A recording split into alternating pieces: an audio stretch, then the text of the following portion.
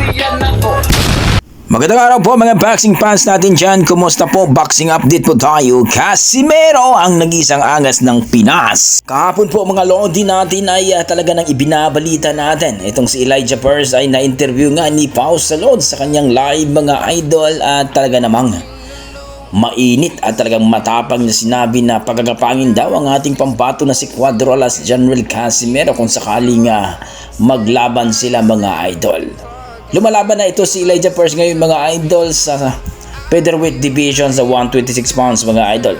Last nang nakalaban na yung ating pambato na si Michael Dasmariñas at TKO ang inabot ito sa round 9. Pero sa isang round mga idol ay talaga namang gumapang itong si Elijah Purse. Kaya ayon sa ating mga boxing fans, matapang lang itong si Purse daw kung hindi niya kaharap si Casimero.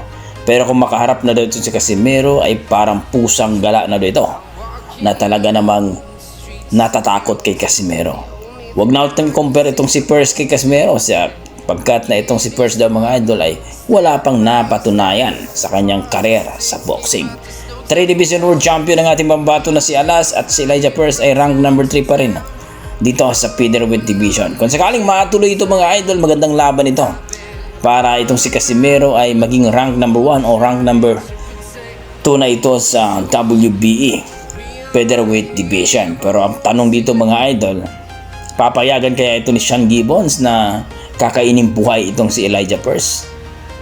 Kayo mga idol, sa tingin nyo, papayag kaya si Sean Gibbons na mapalaban itong si Purse dito kay Cuadro Casimero? Please comment down below mga idol. Sa kabilang banda, ito na po si Inoue mga idol ay talaga namang tilang takot na takot itong umakyat sa featherweight division sapagkat nagsalita na po itong si Casimero na aakyat ito sa featherweight division.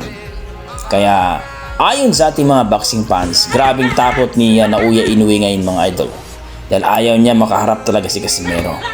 Imagine yung mga idol sa mula sa bantamweight at super bantamweight ay hindi talaga nilabanan si Casimero. Maraming issue mga idol. Ayon sa ating mga boxing fans at mga eksperto, nagbigay daw ito ng roles na kung saan ay kung manalo daw si Casimero at TKO daw ay talaga namang pagbibigyan daw ito.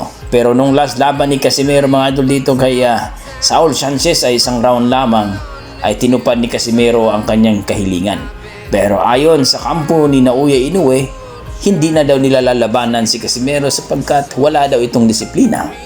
Napunta tuloy sa hindi nakuha ni Casimero ang weight mga idol kaya nakahanap naman ng butas itong si Naoya Inoue. Well mga idol, tinanong nga itong si Naoya Inoue. Ambos interview ito at talaga namang sinabi na kung kailan lalabanan itong si Casimero. Wala pong sagot si Naoya Inoue mga idol na talaga namang nagmukhang tanga itong si Naoya Inoue sa kanyang mga fans. Na kung saan mga idol itong si Casimero ay pupunta sa Japan.